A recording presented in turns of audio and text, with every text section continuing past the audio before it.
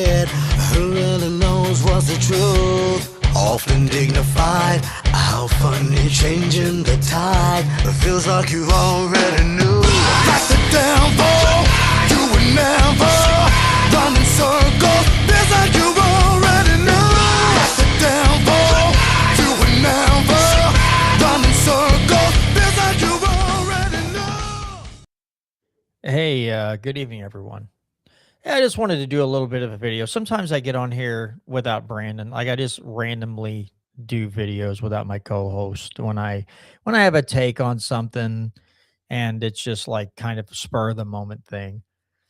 And tonight I wanted to discuss some of Tim Pool's comments on the between what's going on with ICE up in Minneapolis and what have you, and the dumb things he said on the two-way. And then I want to also, I did a live stream last Friday about the bill in Missouri to ban Sharia law and how I thought that we have much bigger priorities. And good evening, Randall. Good to see you. But just some other things that I wanted to comment on those comments and just kind of discuss, give my take on to me it's propagandization of things in this country. But let me pull up this Tim Pool video. It's about 5 minutes long, and let me share this, and then I'll play the audio. So I bet I forgot to do something.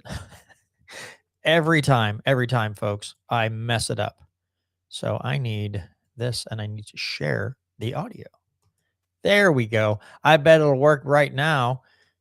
Dadgummit. Stupid silly son of a gun can't operate the streaming software. But let's listen to Tim Pool's take on what's going on with ICE in Minneapolis and the Second Amendment. And I hope you will all join me in laughing at him for the stupid things. This is about 5 minutes long.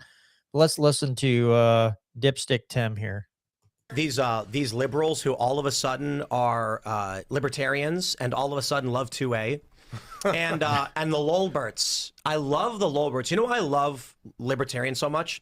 Because whenever a fight breaks out, they fold like cheap suits. So I don't have to worry about them at all.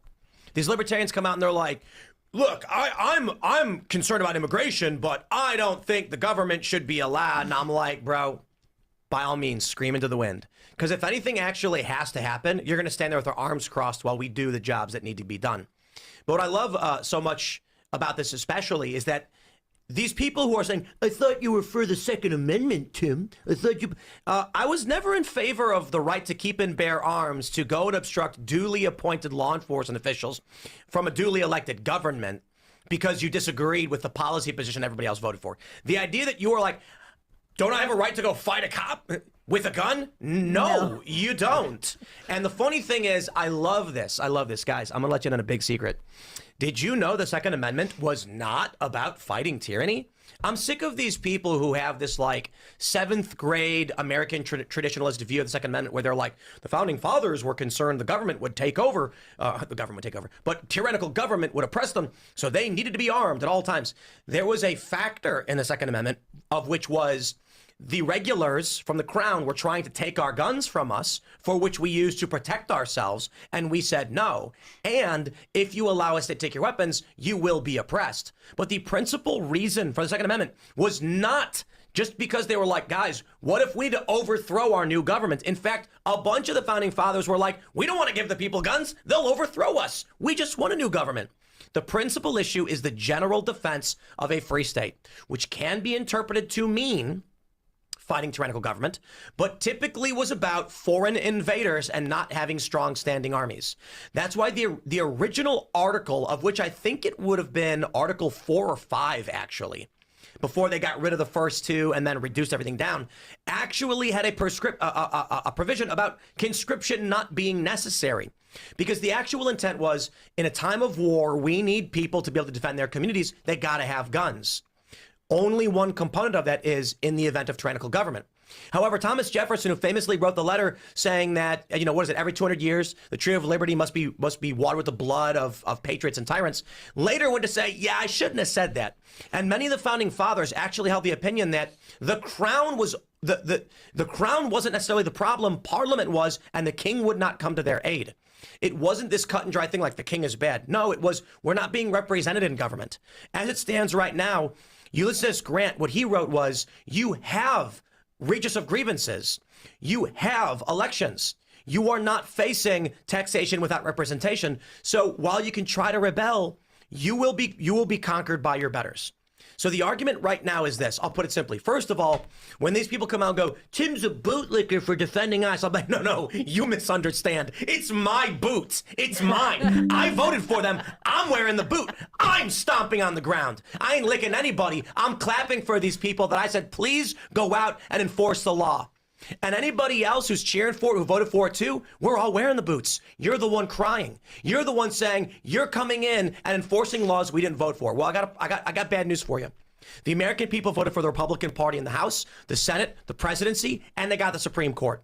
That means it's the will of the people and democracy that we enforce our immigration law. I'm not going to sit here and say that children should get wrapped up and abused or anything stupid like that. Your stories are fake and they're not happening. Mistakes are made. Those are bad. We'll figure that out. But the margin of error is always going to exist, and we are going to do what our laws say. And these laws were not written by me, nor are they written by the current Congress. Our immigration laws were written 30 plus years ago, 40, 50 years ago. I only ask as a voter, and I know most of you watching, that we have those laws upheld. So when I see DHS, ICE, and they go out, and they're armed, and they're putting down these protesters, and then people look at me and say, you're licking their boot. I'll bet you misunderstand. I hired the boot. I'm paying their bills and clapping for them. So cry more about it. But your lies and manipulations ain't playing with me at all. Because I got to tell you, I honestly don't even care about this argument coming from communists that they should have a right to keep and bear arms. You want to come to me and say, but what about your principles, Tim? Don't people have a right to keep and bear arms? I'll say, generally speaking, yes. But when a communist comes to me and says, I shouldn't be allowed to have a gun, I'll return the favor and say, neither should you. All right. So there's that crap take. There is something he said in the beginning of the video. Let me replay it. I want to hear it again so I make sure that I don't take anything out of context. But let me restart it here from the beginning. It shouldn't be very long into the video that we can hear this. These liberals who all of a sudden are libertarians and all of a sudden love 2A and the Lolberts. I love the Lolberts. You know why I love libertarians so much? Because whenever a fight breaks out, they fold like cheap suits. So I don't have to worry about them at all.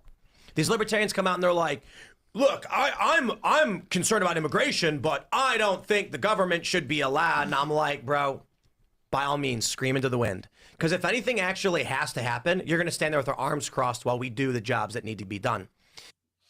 So, he's putting up a pretty tough stance there. He's putting on the airs of some big tough macho man, right? And the dude, he has built one heck of a media company. He's built it up pretty well, but he's not doing anything different besides that than a lot of us out here. He's not going out and fighting. He's not out going out and fight. No, he's not. He's getting on and cheerleading the Trump administration for a lot of things, this in particular.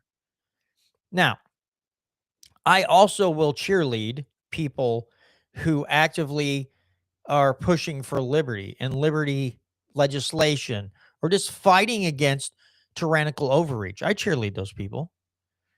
I have been to the Capitol to help push legislation before and kind of volunteered to help a group out. I have done things like that, but as far as some big, like, I'm this big, powerful machine, my podcast is this powerful machine, and we're creating change. Like, he acts as like, because he's sitting behind the mic, that what he's doing is enacting a lot of change. And I mean, if he's getting people to buy in to into this his Second Amendment argument, which is, well, it's there are little bits about tyranny. No, there's a lot about tyranny. The thing I would say to Tim is, okay, if the founding fathers weren't concerned about an overreach of government, then why did they write the Constitution? Why did they write the Declaration of Independence? If they weren't worried about a tyrannical government, then if they weren't worried about it, why have the Second Amendment? Why enumerate the natural right of self-defense into the Constitution if they weren't not worried about a tyrannical government? That seems idiotic to me to say things like this. To go, well, it could be interpreted. No, there's no interpreting about it, dude. There's Federalist Papers, Madison, and I can't remember the other name, wrote about it. No, there have been writings by the founding fathers concerned about tyrannical governments. They just fought a war against a tyrannical government. But if there's no fear, if the 2A really doesn't have anything to do about, it's just be like, so we didn't have a standing army, and so the people could defend their homeland against foreign invaders. If that's all it was, then what's with all the writings? And what's with what's with the Declaration of Independence? What's with the Constitution if they weren't worried about a tyrannical government or fighting a tyrannical government? Why would it go through the extra steps? That is one of the, is for Tim Pool, that's one of the dumber things that man has said. He is clearly a Trump bootlicker. I don't care what he says. And when I heard this clip on a couple of shows, I thought, Jesus Christ, what is this guy doing? What are we doing right now? And what kind of crack rock did he stumble onto and smoke to make him say these things? Folks, there's been a lot of people on the right who are now saying, well, you shouldn't go to a protest with a sidearm. And I'm sorry. I mean, should you go to a protest and start brandishing it around, making threats? No, you don't do that. But if you want to conceal carry at a protest, be my freaking guest. And now it's changed. The cult leader, Trump, has said that there's very bad people carrying, and Kash Patel and some of the others shouldn't be carrying, firearms into a protest. If it's a peaceful protest, why are you armed? Because we all have a natural right of self-defense. Every single human being generally has an instinct to protect their lives, the lives of their friends and family. Generally, that's just a built-in thing as humans that we have, is to protect ourselves. Now, it could be flight or fight, right? You might beat feet out of the way and just like, I hear shots, I'm out of here. That's a perfectly normal and natural response. And I will not begrudge anyone or belittle anyone for saying, I don't want to be around. Some people will take cover and return fire. If there's a dangerous person or dangerous people with firearms just shooting into a crowd, and there are some people who are armed who will return fire to put down the threat. I also will not belittle them or begrudge them. I kind of give them a pat on the back because there's some bravery in that, right? Standing up for the defenseless people around them. But now we're supposed to believe that you shouldn't do that. That's what the left used to tell us. The left used to say that. Now the left seemingly wants to be, they seem like they're pro 2A, but just in this situation. There's a whole lot of other situations they're not pro 2A.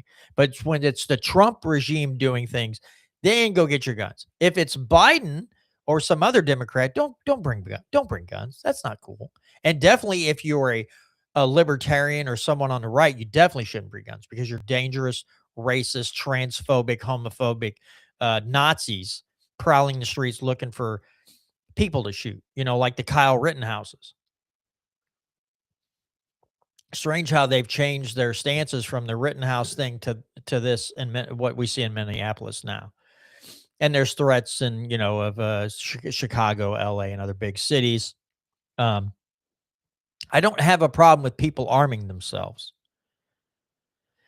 There are a lot of people, there might be a lot of people on the left who have a firearm and have no inkling on how to operate that thing. And maybe horrible shots. I don't know, but I still don't. I think if you own a firearm, you should be practiced with it. You should know how accurate it is. You should know your strengths and weaknesses with that firearm. If you're going to carry it with you, you should know that gun. You don't just go buy it and like, I'm going to carry this around now. It's like, do you know, like if it's an AR, do you know how to chamber the round when you slap that first mag in? Do you know how to do any of that? Or is it just a show? Not a good idea, right? That's also a dumb idea. But I'm just saying, what are we doing now where the Trump apologists, these fake liberty lovers, now want to beat us over the head and say we shouldn't be carrying guns to a protest? They want to lecture us, the rest of America, especially us in rural America, how to act with our firearms.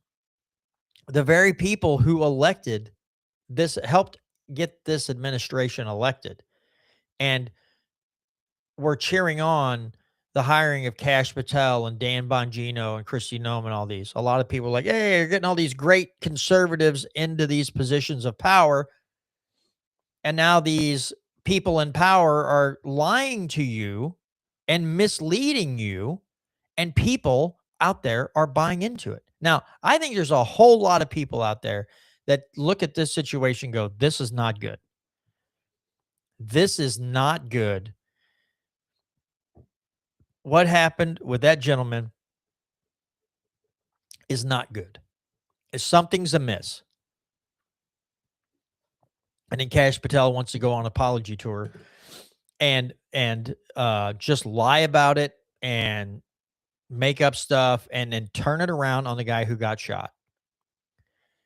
And it's just like, what's going on? What is the deal? But yeah, Tim Pool. And then he's not a bootlicker because he's wearing the boots and he's stomping the ground and he's cheering this on. So he's going to lie to his audience about the Second Amendment, your natural right of self-defense. He's going to lie to you about that. And then he's going to brag how he's wearing the boot. But is he wearing the boot? Is he stomping the ground? Or is he like me, getting behind a microphone and speaking his piece? I'm not stomping the ground. I definitely don't want to wear the boots. I wouldn't go around bragging how I want to wear the boot of what could someone of someone who could possibly be a jackbooted thug. I wouldn't want to brag about how I'm wearing the boot and I'm stomping the ground. That just seems childish and immature and really ignorant and naive. Now, one of the highlights of this to me, when he was talking about Ulysses S. Grant, talking about how you have your redress of grievances and you have, you have these elections, and you don't worry about taxation without representation anymore. What planet is he living on? Are you telling me that the amount of tax dollars that the federal government and the state governments take out of your check, that you're being represented in a good way when they point out the fraud, like the close to $1 billion in Minnesota? That's a lot of federal money. And you're telling me that's good representation of the tax dollars that they're taking from you? They get a lot more tax money out of Tim than they do me. I don't make that much. I don't have a big media company with products that I sell and all these things. So he's getting milked out of way more money than I am. But I'm sorry, I don't feel like I'm being represented at all. Our foreign policy, hell, our national policy, the surveillance state, the amount that you get taxed, and then the the just horrendous printing of money, increasing inflation. Every time you go to the store, you're getting hit in the pocketbook, and that's representation. That's not taxation without representation. I think a lot of people in America would disagree with that statement if they sat down and they thought about it for more than 2 minutes. Like, am I really being represented by my congressmen or my senators in DC, or you can say in whatever state you live in? Is my will being done? Is the will of the people actually being done? Because I'll tell you this, if the will of the people is to lie, cheat, and steal and commit evil acts and cover up for pedophiles, that's a nation I don't want to be a part of. I don't want to admit that I am a part of it. I certainly don't want to live in a nation like that. I want to live in a nation where people have brains and they use them and they don't want to lord over others. And they certainly don't want to be extorted by central planners of just about every dollar that they can get out of you. And it makes my head hurt to think about the words that he said. And, if you're going to fight them, then the better, they're going to win because they're just bigger and better. Okay, that might be the case. But are you all just going to, everybody's just supposed to lay down and take it, Tim? Is that what we're saying here? That we don't fight back? I don't understand. Is it because Trump's doing it now that you think we should just lie down and take it? Just get bent over a table? Is that what we're saying? Is that what he's saying now? I don't feel that way. I don't feel like we should be good old turd burglar chiming in. But so what he's saying is some of the dumbest things I've ever heard that gentleman say right there. Is, the 2A is not really about a tyrannical government. I am going to disagree with that statement wholeheartedly. I think, again, when a person or an entity or an agency or a body, a governmental body,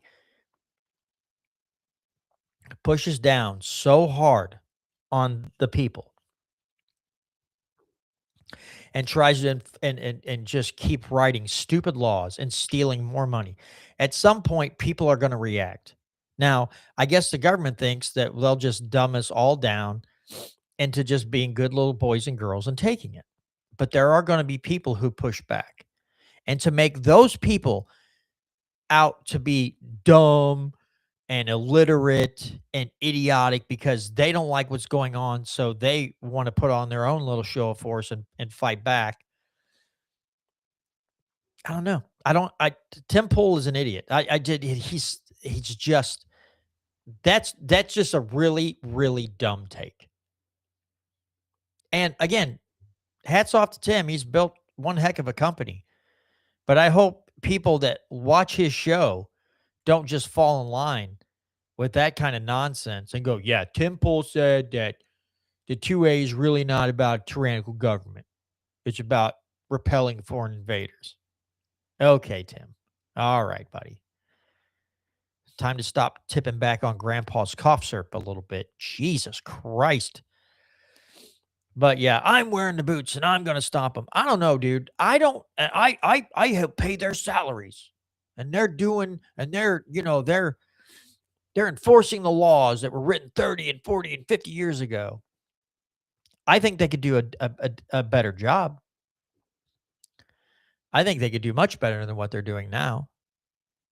And I think you have a lot of ICE agents that are poorly trained for the job, and they're just being pushed out and said, go do this. And they don't know how to react to situations.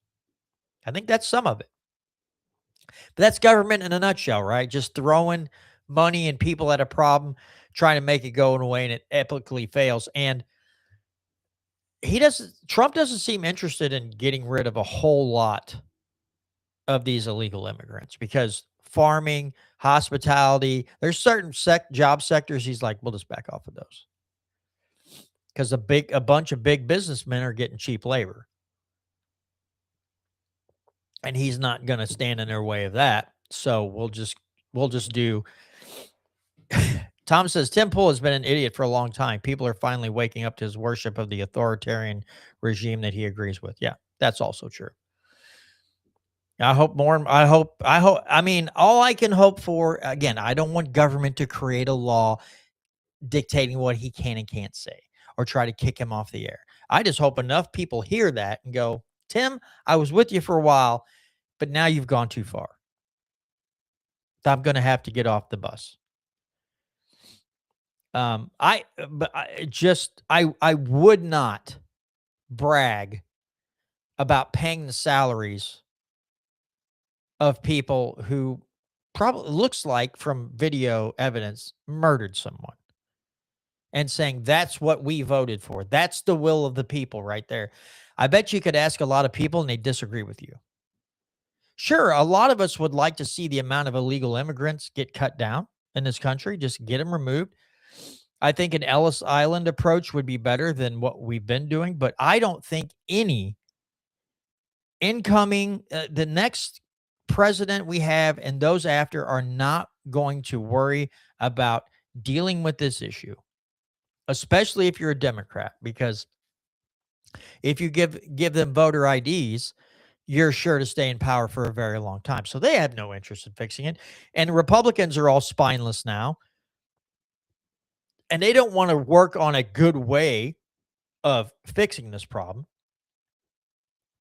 So they're not going to touch it either. And Trump's really not getting rid of many illegals. Now, again, the idea has been floated by other people. You could have gone into the red states where law enforcement, everybody's willing to work with you, and then you could deport a whole bunch of those and then go work on the harder places first, but that's not what they did.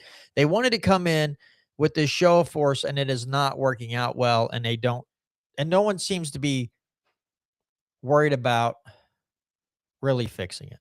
And the Trump administration doesn't seem to be interested in correcting anything. They just want to pound their chests and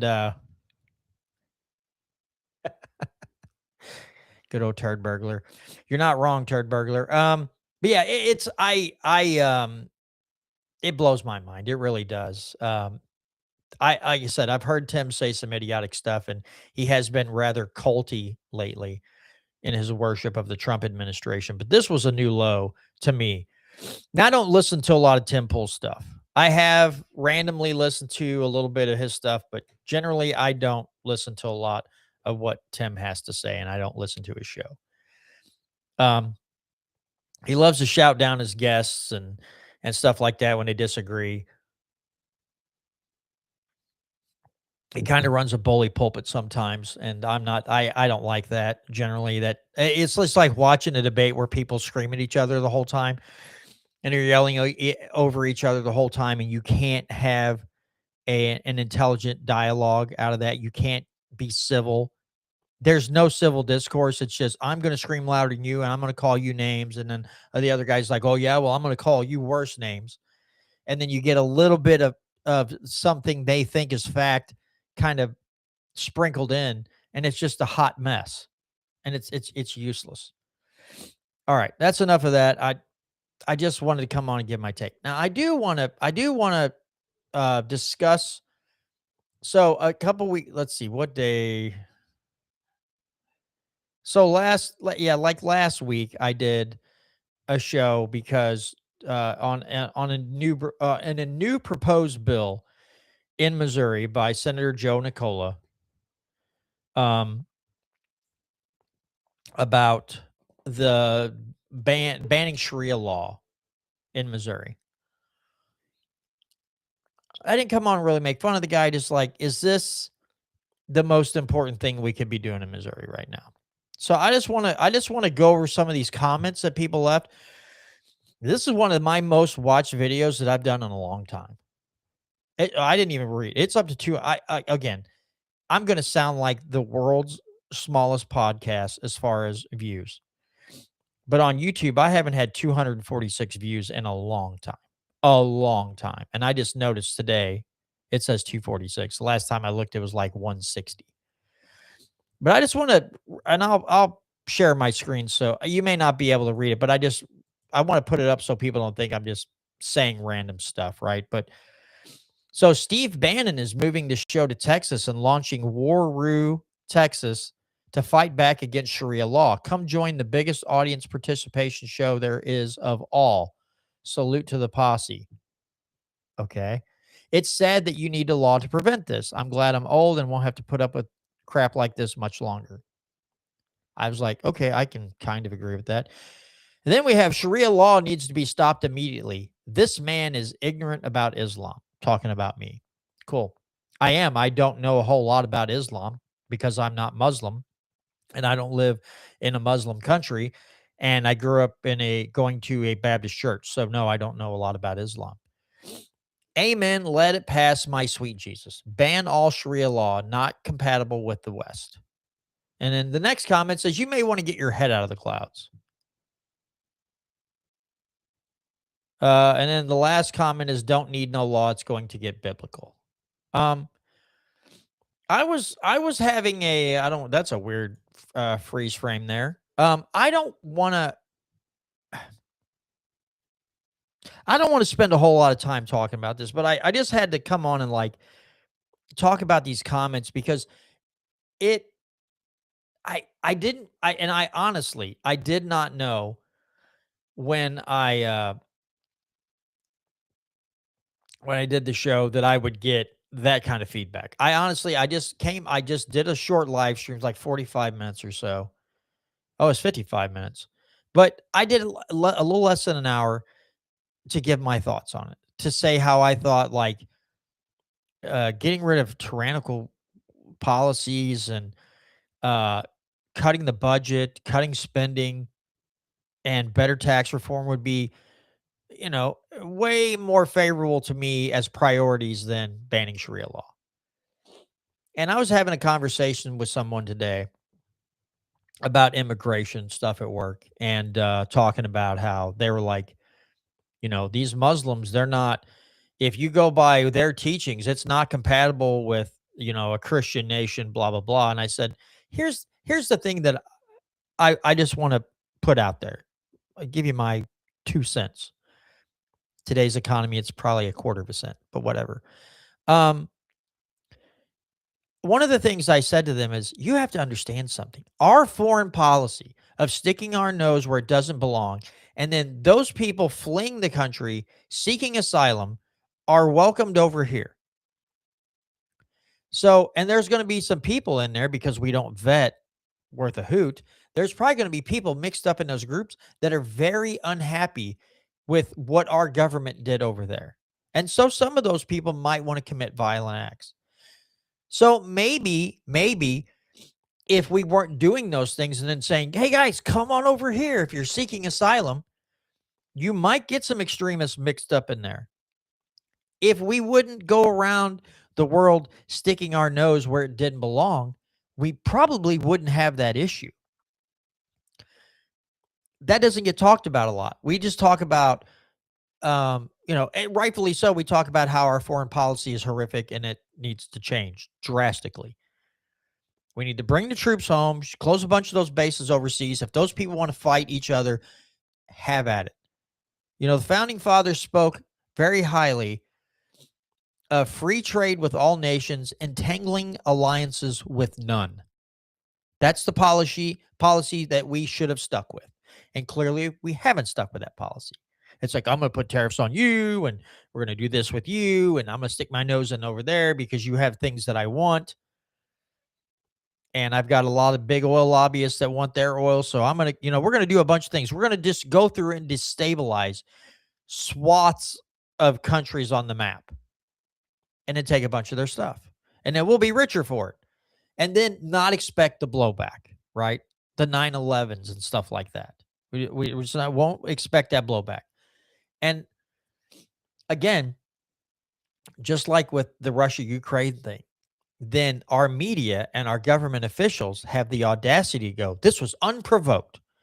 We did nothing wrong. Now, I'm not excusing what terrorists do in this country, because we as a whole, we the people, we're not making the decisions to send troops or bombs to go blow up third world nations. That's not us. But they're looking at it as, you killed a bunch of innocent people over here, so now we're going to kill a bunch of innocent people over there. And I mean, how, if you're going to do that and have open border policies, just let them in, let them in, let them in, there's going to be bad people getting mixed up in there. Some of those people might want to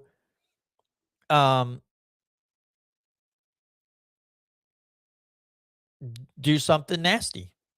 They might want to commit a violent act. I'm not saying it's okay for them to do that, but if we're going to do what we're doing over there, then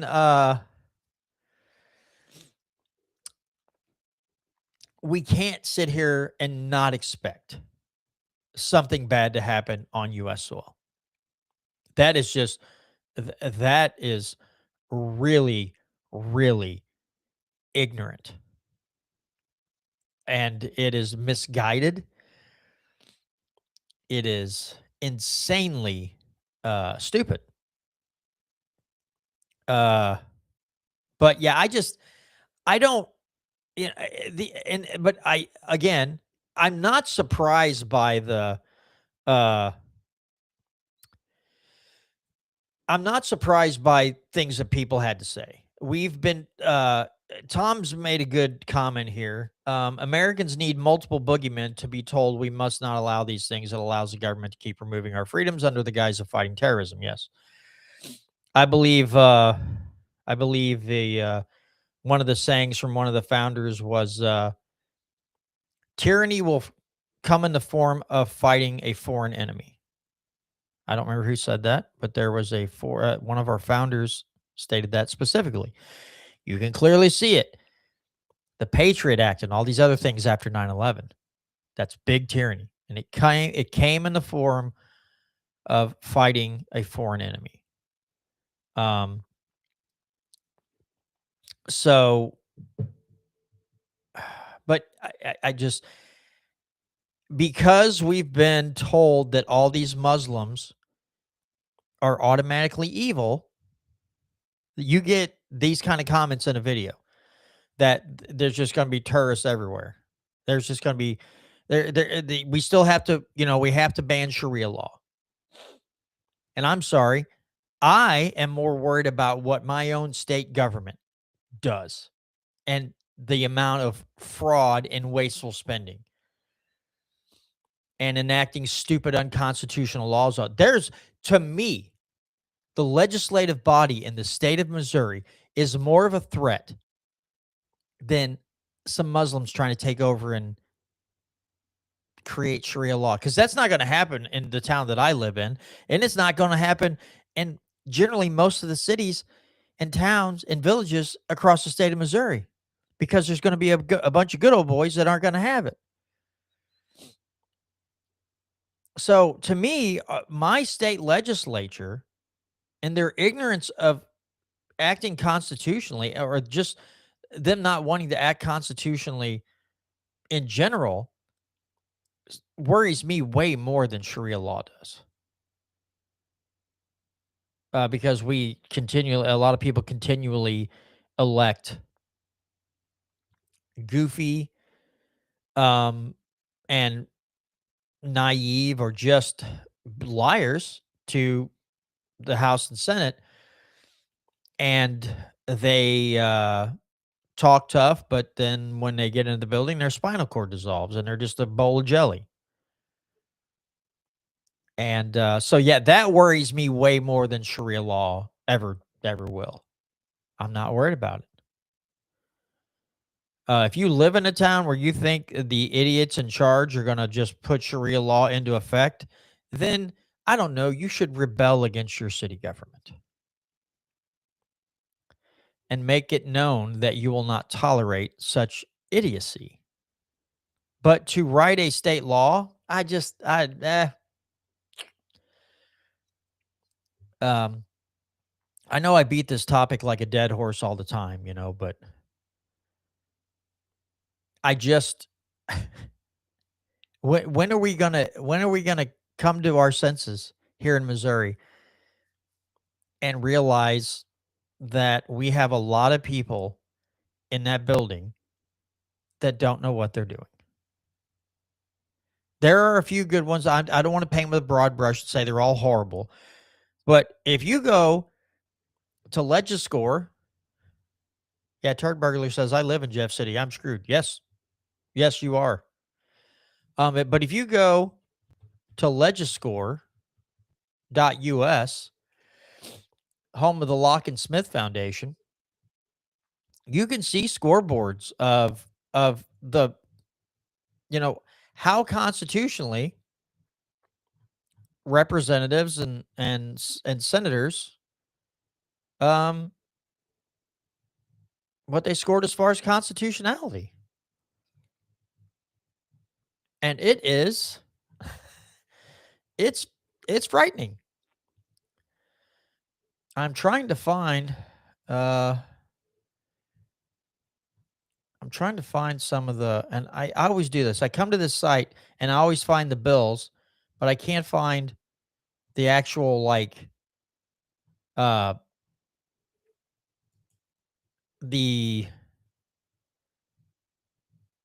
the representative scorecard. And I know it's something stupid that I'm doing. But, and if Tom's still watching, Turd Burglar says, I'm watching Tim Pool live stream. He called you a bitch. Tim Pool has no idea who I am, and I'm fine with that because he's a whack job. Let's see. Yeah, I'm still trying to find. I see the scoreboards. Why can't I find where the representatives are scored as far as their? I hate this. I hate when I do this. I feel like an idiot. But I just can't find it. Current scoreboard.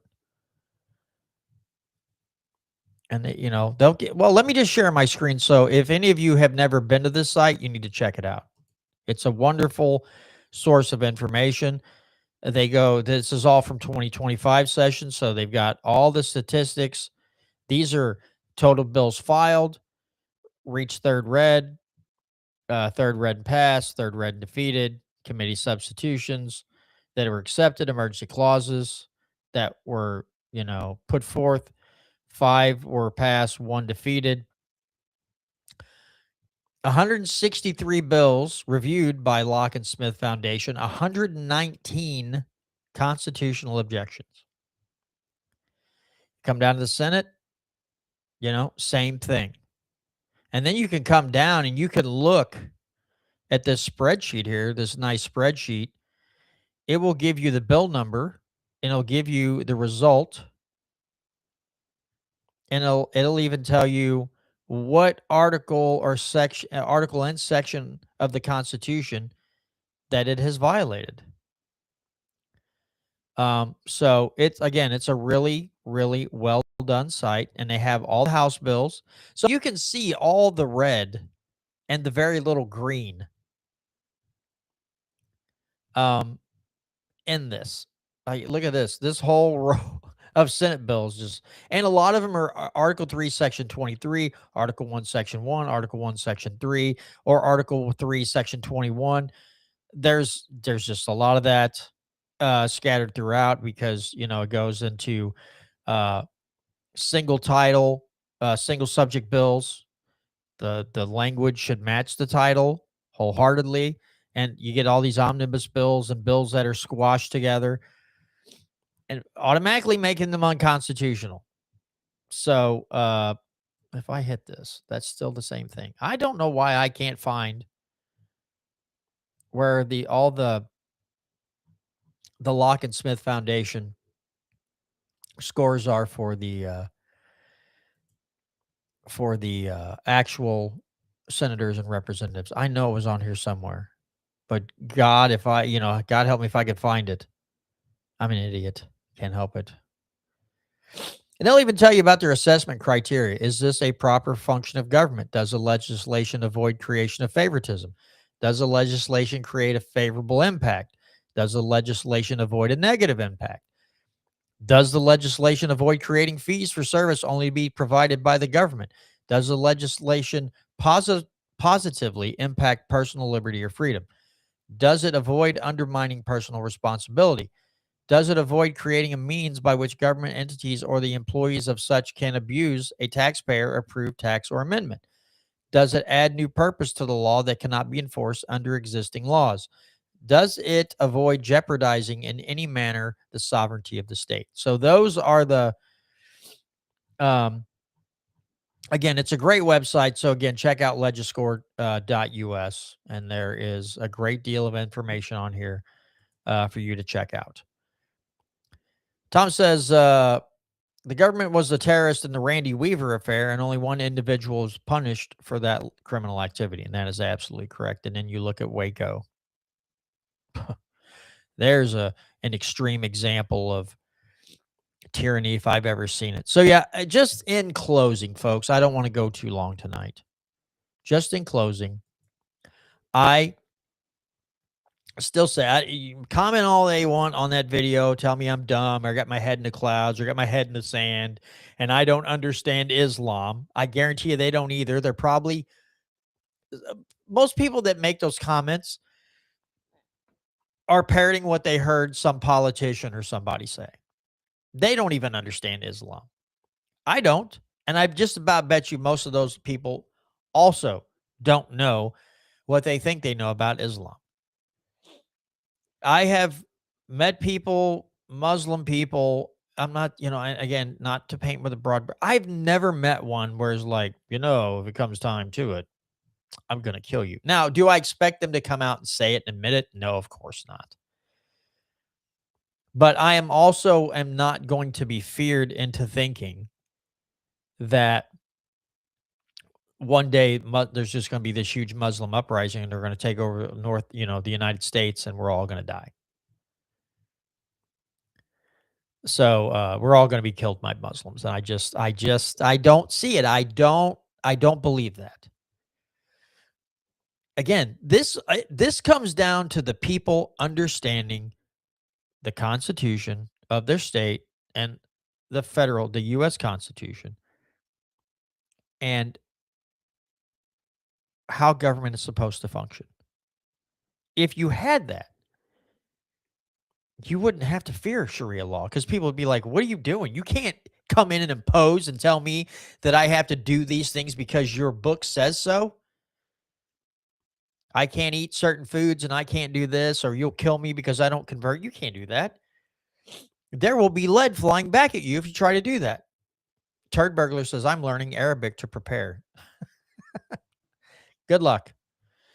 But anyway, folks, that's just a little bit tonight. I wanted to cover a little bit of the Tim Pool thing and then go over some of the comments from my last solo live stream that I did. I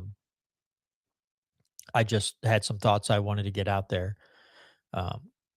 Couldn't help myself. Sometimes I just get the itch to do a short live stream, and I just do that. So with that being said, thanks to all of you who tune in, that are currently tuned in, and those of you that watch it later. Again, if you see this on YouTube or Rumble, please subscribe, hit that notification bell so you know when we do our show, and Yiddish. Generally on Tuesday nights at 6:30 p.m. Central Standard Time, Brandon and myself come on and we do an hour and a half of the show.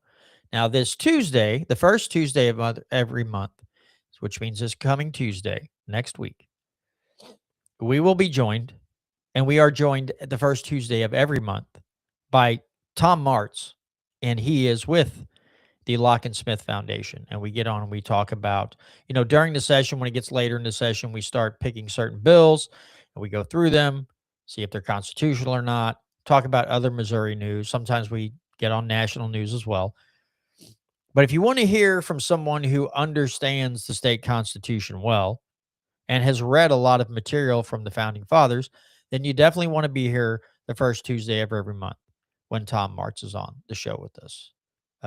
It is great learning material. And with that, I bid you adieu, but I do hope to see you in the live chat on Tuesday nights at 6:30 p.m. And then if you subscribe and you hit the notification bell when John gets a wild hair up his arse and decides to come on here and do a short rant, you can join in that too and give me your you can I'm not going to if you come in here and go, "Oh, you're retarded." And I'll just be like, "Okay, he thinks I'm retarded," but I'm not going to get in a internet argument with you. Um, but I just appreciate any feedback that anyone has. So with that being said, folks, we'll see you right back here Tuesday night, unless I do another show on Friday night. But definitely make sure this coming Tuesday, which will be, let me get my date correct. Because I'm old and feeble. So February the 3rd, make sure you join us February 3rd at 6:30 p.m. for the long edition of the Missouri Liberty Report and our monthly guest, Tom Martz. Have a great rest of your week. Have a great weekend, and we'll see you back here next week, folks. Good night.